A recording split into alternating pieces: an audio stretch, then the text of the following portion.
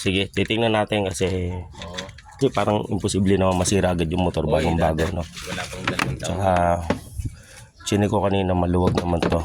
So check natin, ano, tanggalin mo lang. Hindi yan, haltakin mo lang. So tanda dyan.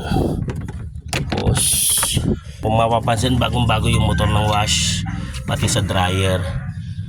Ayun, pare, ito problema, nahugot doon sa taas. So hindi pa rin tayo sigurado, na check natin kasi posibleng naapektuhan nga yung motor dahil sa pagkahugot. Pero papaanda rin natin, hahaltakin ko to. So pag umandar, iyon lang, ano. And then may isa pang parts dito, yan yung contactor, then timer. So sa issue niyan, parang pare medyo makakaligtas ka sa motor. Kasi tingin ko ano lang, basic lang issue nito. So pakipihit nga ng ano, ng timer, ng nasan ba yan? Ito. Ayun, pare, na-vlog ko na to before. Hindi mo ba napanood? Dapat sine-check mo muna yung mga vlogs ko bago mo ipagawa, ano. Buti naalala mo ako. So yan, okay na po. Yan lang po yung naging sira niyan. So hugutin ko na kasi tutukod yung brake. Ngayon ibabalik na lang natin to doon sa taas. So yan, so yan na po. And then sa pagkakalas mo sa taas, tanggalin lang yung tatlong tornilyo na yan. Then maangat na natin to. So ibabalik lang natin to dun. Sukat ko muna, papakita ko mamaya kung paano siya maikabit uli, pabalik. So, ito nga pala guys, tinanggal ko na tornilyo. So bago mo mayangat yun, kailangan buksan mo dito yung sa drain. Kasi mabagting yan. So medyo matigas kasi hindi pa nakakalas. So buksan muna natin. Guys, medyo matigas, sayang naman, maganda yung pagkakakapit. Dito na lang, hugutin na lang muna natin yung yan para may angat, ano, kasi hindi may angat yung taas kung hindi natin bubunutin yun.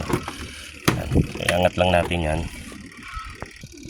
So yan, aangatin lang to, no? So pagka ano may angat nyo na, so may makikita kayong iba't ibang parts dito. So yan, ito yung nahugot, yung kable ng timer, ng dryer. So dito yan nakakonekta dati.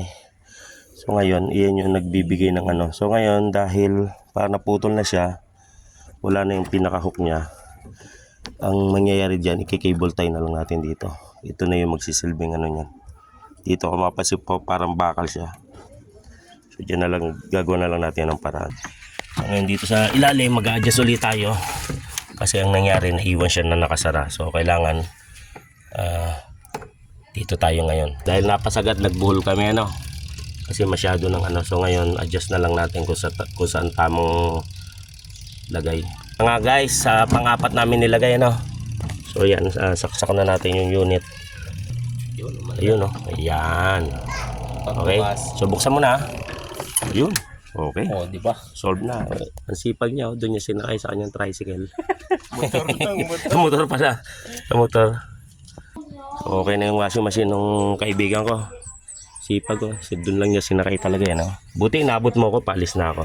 So last test para dryer. Ayun. Yun na sir. Pari ko yan. No? Yan. Okay na. So nasolve na yung problema ng kaibigan ko. Yari na washing machine niya.